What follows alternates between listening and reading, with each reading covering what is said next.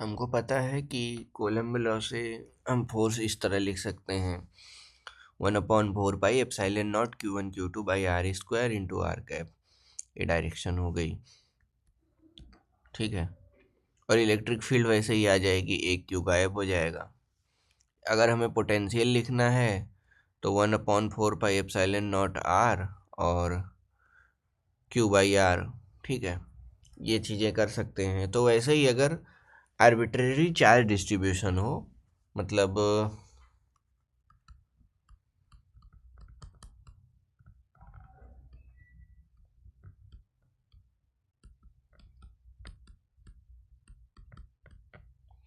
ठीक है, arbitrary charge distribution हो, उस केस में हम क्या करेंगे, एक 3D ऑब्जेक्ट एज्यूम करते हैं। Consider 3D object with volume V and charge Q, ठीक है। ये एक आर्बिट्रेरी ऑब्जेक्ट हमने एज्यूम कर लिया।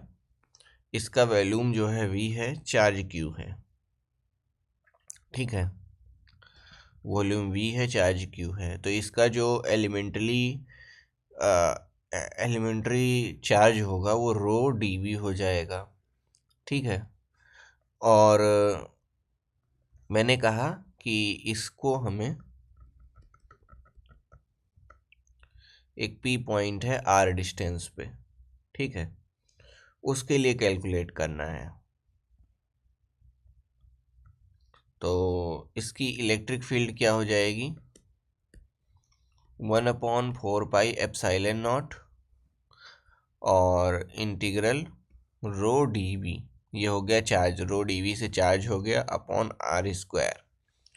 वैसे ही अगर हमें पोटेंशियल लिखना हो तो phi is equal to 1/4 pi epsilon naught integral ρdV/r, ठीक है। तो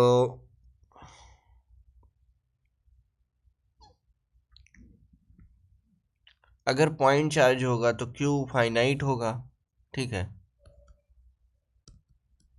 अगर हम इसको पॉइंट चार्ज बोल दें किसी तरह, पॉइंट चार्ज के लिए Q क्या हो जाएगा, फाइनाइट हो जाएगा। तो ρdV को हम क्या बोल पाएंगे, Q बोल पाएंगे। उसके वॉल्यूम का तो हमें कोई अता पता नहीं होगा, ठीक है। उस केस में जो रो होगा, रो उस केस में, पॉइंट चार्ज के केस में, Q into delta function of R। मतलब डेल्टा फंक्शन ऑफ R का क्या मतलब हुआ कि गिवन लोकेशन पर r=0 पर मैक्सिमम होगा, यानी Q होगा, और इंटीग्रल की वैल्यू जो है Q आएगी, ठीक है। और अगर 3 डायमेंशनल डेल्टा फंक्शन की बात करें तो डेल क्यूब ऑफ r/dV ये 1 होता है। वैसे जैसे सिंगल डायमेंशन में हम लोग करते थे डायरेक्ट डेल्टा फंक्शन का इंटीग्रेशन, तो 1 आता था, ऐसे 3D में भी 1 आता है।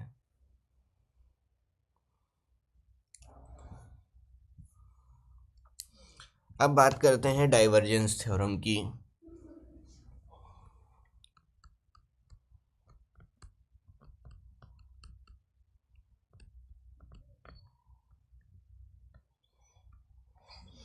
डाइवर्जेंस थ्योरम क्या है, वॉल्यूम इंटीग्रल अगर दिया गया है हमें किसी चीज़ का, ठीक है, ठीक, वॉल्यूम इंटीग्रल है ये अगर डेल डॉट ई, तो ये इसको हम सरफेस इंटीग्रल में बदल सकते हैं, ई डॉट डी ए, ठीक है। यहाँ डाइवर्जेंस अगर ले लेंगे इलेक्ट्रिक फील्ड का, तो इधर से इधर अगर देखें तो ये सरफेस इंटीग्रल से वॉल्यूम इंटीग्रल में बदल सकते हैं ऐसे। और ऐसे एक और थ्योरम है स्टोक्स थ्योरम।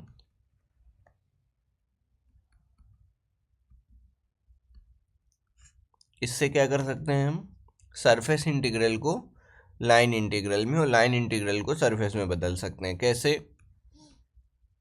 अगर surface integral del cross E given है, तो इसको हम ई डॉट डी एल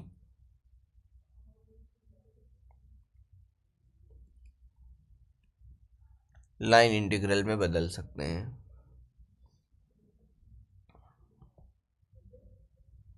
अब हमको पता है curl of electric field zero होता है इन इलेक्ट्रोस्टैटिक्स। ठीक है, तो अगर कर्ल जीरो है तो इसका क्या मतलब है? कर्ल जीरो का मतलब है लाइन इंटीग्रल जीरो है। लाइन इंटीग्रल जीरो का मतलब है इंडिपेंडेंट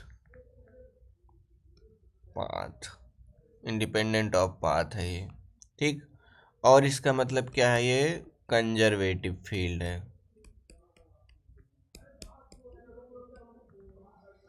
ठीक है, किसके लिए ये केस होता है? सेंट्रल फोर्सेस के लिए ऐसा होता है। ठीक है, अगर अगर कर्ल जीरो आ जाए तो इंडिपेंडेंट ऑफ पाथ हो जाएगा।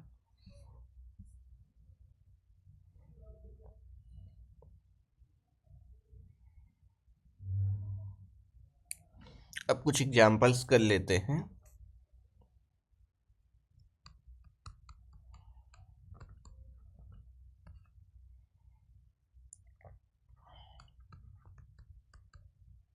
इलेक्ट्रिक फील्ड निकालना है ड्यू टू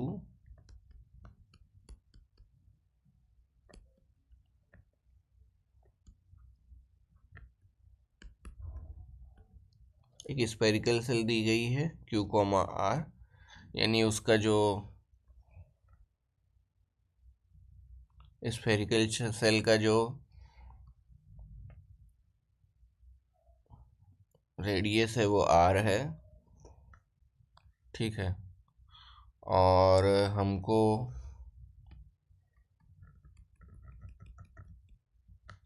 किसी डिस्टेंस R पर एक पॉइंट P गिवन है, वहाँ पे हमें इसकी इलेक्ट्रिक फील्ड निकालनी है। ठीक है, R के रिस्पेक्ट में, स्मॉल r के रिस्पेक्ट में। ठीक है, और चार्ज इस पे Q है। ठीक, तो अगर हम इनसाइड, पहले इनसाइड निकालेंगे, फिर ऑन द सेल निकालेंगे, फिर आउटसाइड द सेल निकालेंगे।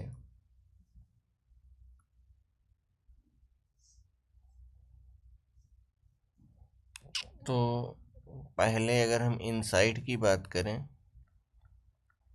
ठीक है, ये रहा सॉलिड स्फीयर, और उसके अंदर अगर हम गॉसियन सरफेस बनाएं, ठीक है, तो उस केस में क्यू इंक्लोज क्या है? जीरो है। ठीक, E dot D A integral is equal to Q enclose by epsilon naught. तो ई हमारा इस केस में क्या आ गया? जीरो। ठीक है, और अगर दूसरी बात करें हम ई डॉट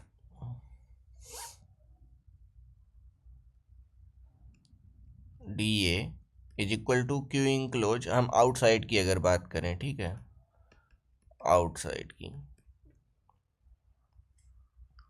तो पूरा आउटसाइड कितना चार्ज हो जाएगा अगर हम गॉसियन सरफेस आउटसाइड बनाएं?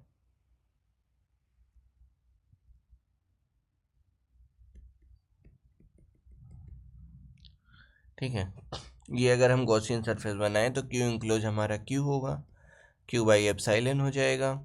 तो E into 4πr square is equal to Q by epsilon. इससे हमको ई क्या मिल जाएगा? R cap. ठीक है, ई हमको मिल जाएगा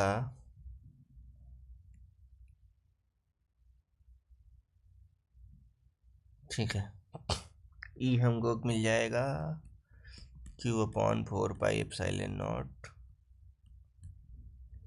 ठीक है, ये मिलेगा कि ई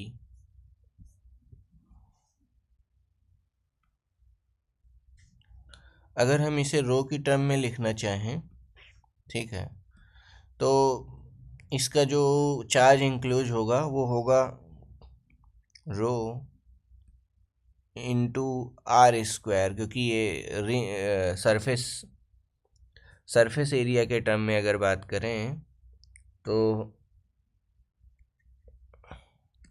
उस हिसाब से अगर हम सॉल्व करके देखें तो क्या होगा, तो rho into 4 pi are square, ये क्या है, सरफेस चार्ज डेंसिटी है, ठीक है, सरफेस चार्ज डेंसिटी, ठीक है।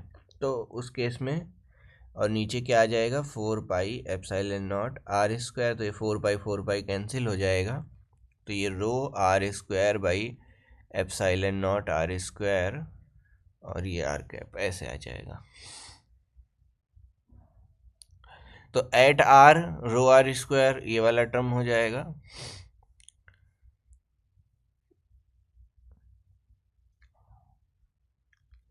Eight R rho I epsilon naught हो जाएगा, लेकिन आर के बाहर क्या हो जाएगा, कैपिटल स्मॉल आर जब, तो rho R by epsilon naught R square हो जाएगा।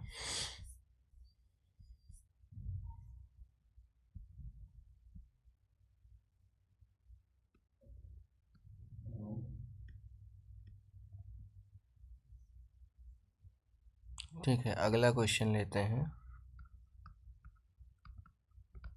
सॉलिड स्फीयर का केस, ठीक है। सॉलिड स्फीयर में इलेक्ट्रिक फील्ड हमें कैलकुलेट करना है। ये हो गया हमारा सॉलिड स्फीयर, डिस्टेंस हमने कहा अंदर वाली आर हो जाएगी और जब बाहर लेंगे तो ये आर स्मॉल आर हो जाएगी, ठीक है। तो अगर हम गॉसियन सरफेस बनाएं, सबसे पहले एक गॉसियन सरफेस हम बनाते हैं अंदर में स्मॉल आर के लिए, ठीक है।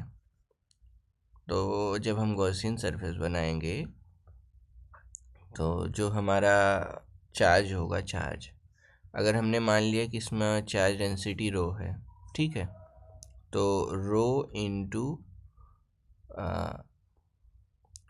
4/3 पाई r³ ये हो जाएगा इसका वॉल्यूम, ठीक है। 4/3 पाई r³ इसका हो जाएगा वॉल्यूम, किसका, स्मॉल आर वाले का। और हम चाहें तो रो को भी रिप्रेजेंट कर सकते हैं, ठीक है, रो को भी हम रिप्रेजेंट कर सकते हैं किसी टर्म में, तो रो वाला भी टर्म एलिमिनेट हो सकता है। ये तो हमारा हो गया क्यू इंक्लोज्ड, ठीक है। तो E dot area D A कहाँ से कहाँ तक, ये हम निकाल रहे हैं इनसाइड 0 टू आर निकाल रहे हैं, ठीक है, 0 टू स्मॉल आर, ये हो जाएगा Q enclose by epsilon naught, तो ये हो जाएगा rho into 4/3 pi r³ divided by epsilon naught, ठीक। ये एरिया कितना आ जाएगा, 4 पाई r² आ जाएगा, E into 4 pi small R का square, rho into 4/3 pi r³ by epsilon, ठीक। तो उस केस में जो इलेक्ट्रिक फील्ड निकल के आएगी, इलेक्ट्रिक फील्ड हमारी आ जाएगी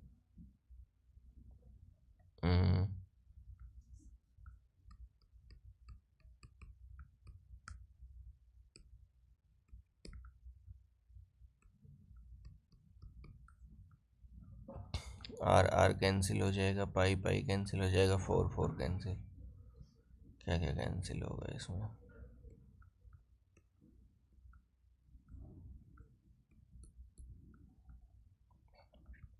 तो रो r/3 एप्सिलॉन नॉट ये हो जाएगा इनसाइड, ठीक है, ये इनसाइड के लिए हो गया।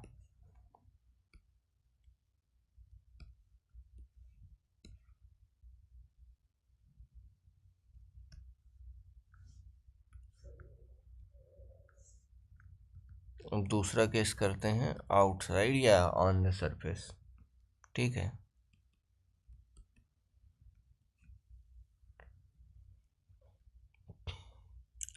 आउटसाइड अगर हम करेंगे तो क्या कर सकते हैं,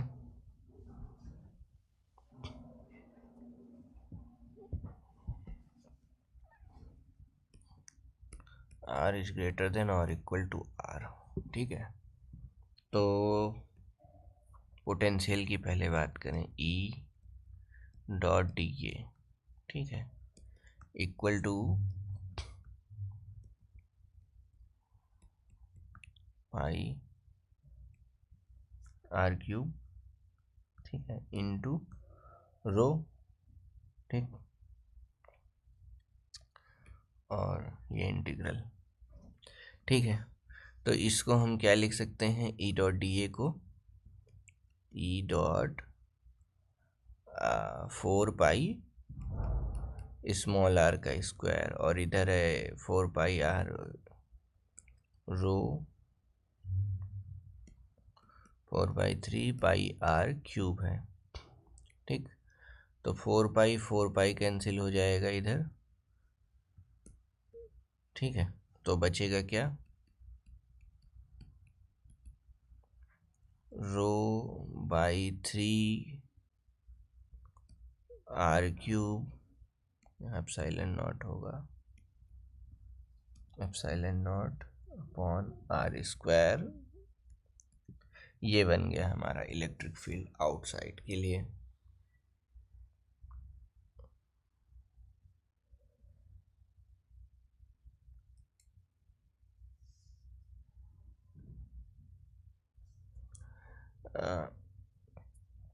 पोटेंशियल क्या होता है, work done per unit charge, per unit test charge against the given force. ठीक है, पोटेंशियल क्या होता है, वर्क डन ही जैसा होता है। ठीक है, तो ये ऑलरेडी इलेक्ट्रिक फील्ड है। तो अगर हम पोटेंशियल की बात करें, सबसे पहले चलो इनसाइड निकालते हैं। ठीक है, तो पोटेंशियल क्या हो जाएगा, इन्फिनिटी से हम चल रहे हैं, ठीक है, स्मॉल आर डिस्टेंस पर आ रहे हैं against the given field E dot D R. ठीक है, ये क्या हो गया, हमारा वर्क डन हो गया।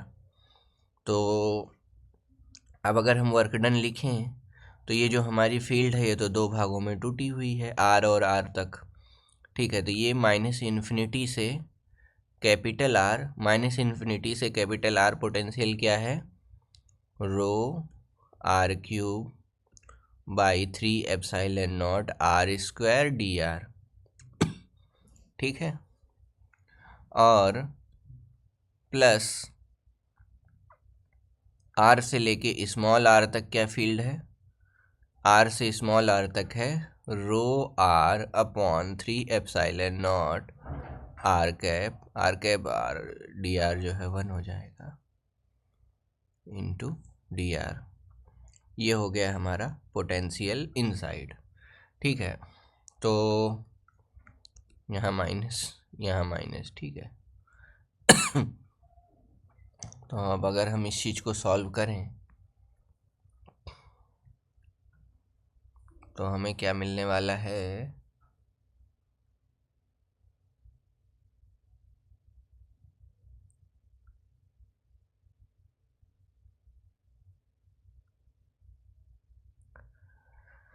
One by r² dr। तो 1/r² का क्या हो जाएगा, 1/r² का हो जाएगा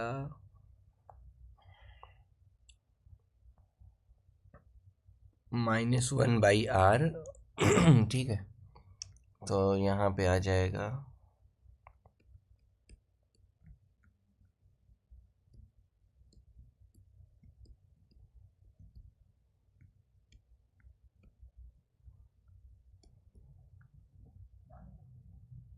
सिमिलरली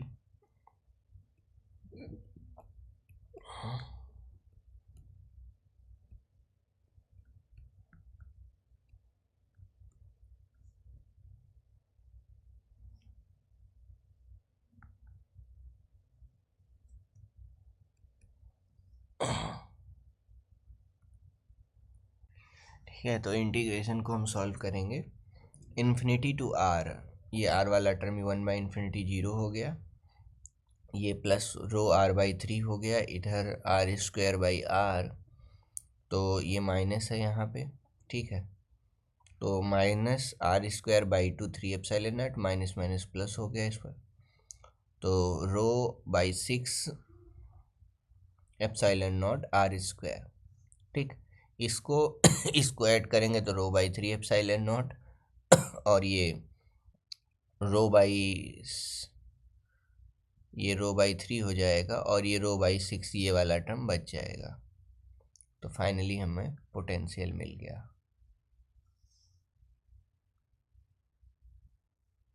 अगला केस है, हमको सॉलिड स्फीयर दिया गया है,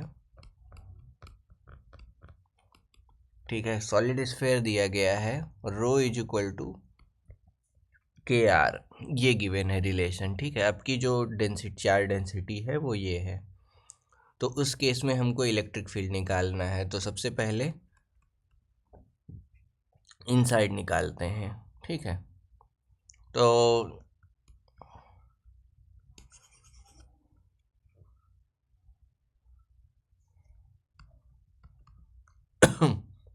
जब इनसाइड निकालेंगे तो हमें क्या ध्यान रखना है, ये है रेडियस r, ठीक है।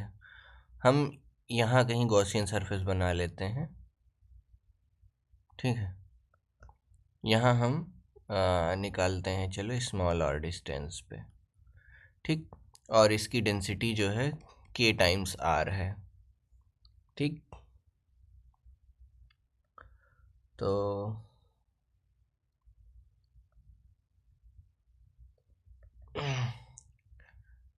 E डॉट dA, ठीक है, is equal to Q enclose. Q enclose कितना होगा हमारा, रो dB, ठीक है।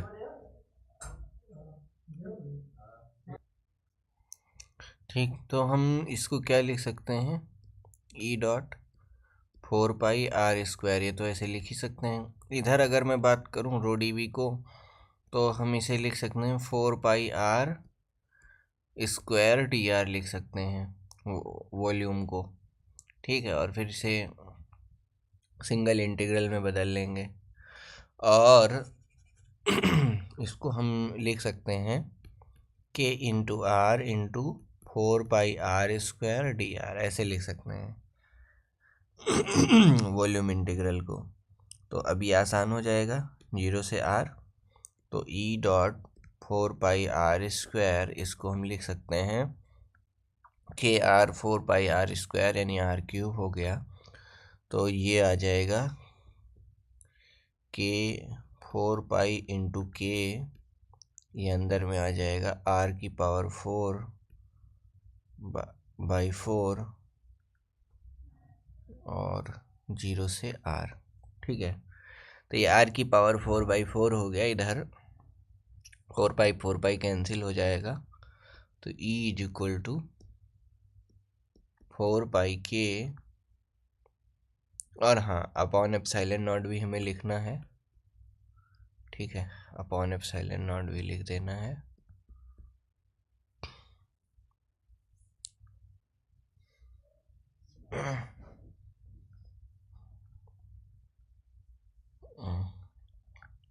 तो ये हो जाएगा r⁴/4, तो r कैंसिल हो जाएगा, और ये 4π कैंसिल हो जाएगा।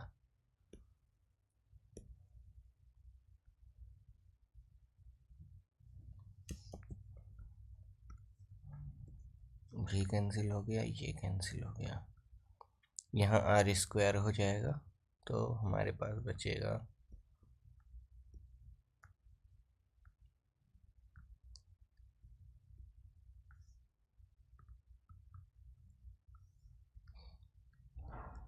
जब इसी चीज़ को आउटसाइड के लिए कैलकुलेट करेंगे,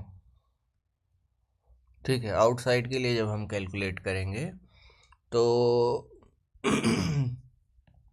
जो हमारा क्यू इंक्लोज्ड होगा वो क्या हो जाएगा, 1/, मतलब ये हो जाएगा 0 to R, ठीक है, रो डी वी। इस चीज़ को हम लिख पाएंगे 0 से कैपिटल आर के R 4 pi r² D R. ठीक है, तो ये हमको मिल जाएगा 4 पाई कैपिटल आर की पावर 4 डिवाइडेड बाई 4, ये मिल गया। तो अब उस केस में जब हम e इंटू 4 पाई r² करेंगे, गॉस लॉ फिर से लगाएंगे, तो हमको मिल जाएगा 4 पाई के r की पावर 4 अपॉन 4 एप्सिलॉन नॉट। ठीक है, तो अब जो रिजल्ट आने वाला है 4 पाई से 4 पाई कैंसिल हो सकता है। ठीक, बाकी चीज़ें बची रहेंगी।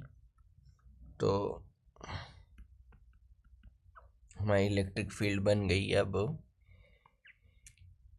के r की power 4 upon 4 epsilon not r²। और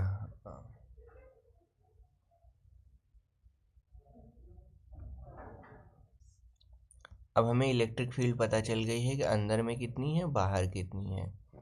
तो अब हम पोटेंशियल निकाल सकते हैं। पोटेंशियल हम निकाल सकते हैं इन्फिनिटी टू r इनसाइड के लिए। ठीक है,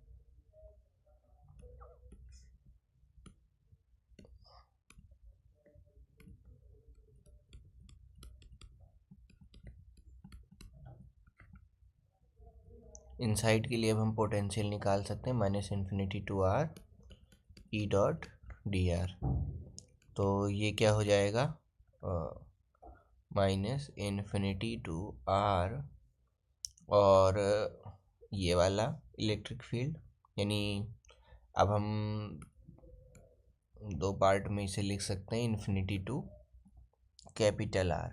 ठीक है, तो इन्फिनिटी टू कैपिटल R के लिए ये वाला पोटेंशियल लगेगा के r की power 4 upon 4 epsilon not r² D R. ठीक, प्लस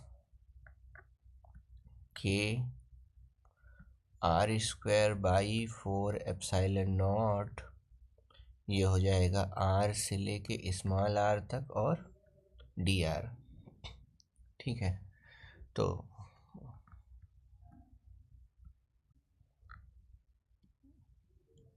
ठीक है, इसको सॉल्व करते हैं। तो ये 1/r² है, तो यहाँ हो जाएगा प्लस 1/r² का हो जाएगा 1/r।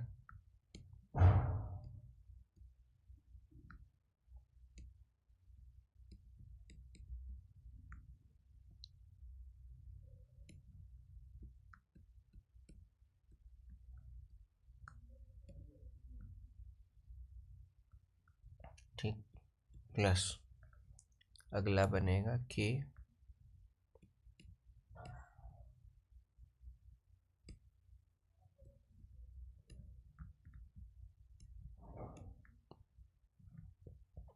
यहाँ है r²।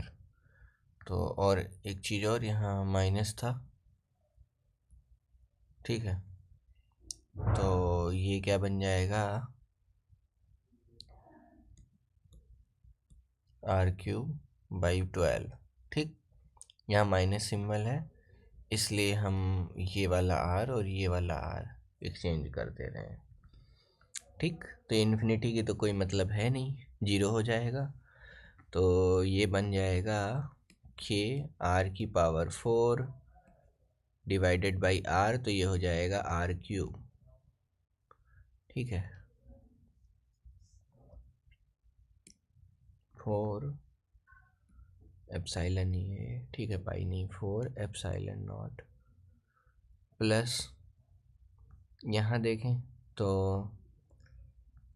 ये बन जाएगा r³/12।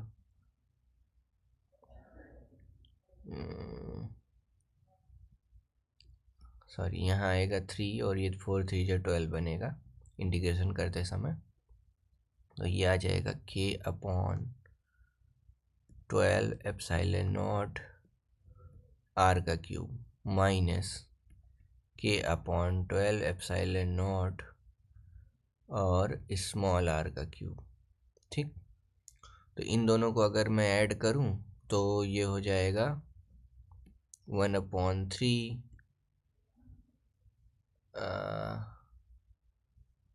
4 3 12 1/3 एप्सिलॉन नॉट के आर का cube minus K upon 12 epsilon naught R का क्यूब। ये पोटेंशियल बन गया इनसाइड के लिए। ऐसे ही आउटसाइड का भी निकाल सकते हैं। आउटसाइड में इजी ये होगा कि बस ये फर्स्ट टर्म ही आएगा इन्फिनिटी टू कैपिटल आर बस। ठीक है, आउटसाइड के लिए ये हो गया जैसे। ठीक, फिर इन्फिनिटी टू कैपिटल आर के लिए सॉल्व करेंगे। ये वाला तो हमने जो टर्म रखा था अंदर जाने के लिए था। ठीक है, स्फेरिकल सेल के अंदर अपने टेस्ट चार्ज को ले जाने के लिए था। तो ये इतना ही पार्ट बचेगा केवल ये। तो इसको सॉल्व करेंगे KR³ अपॉन 4 एप्सिलॉन नॉट ही आ जाएगा।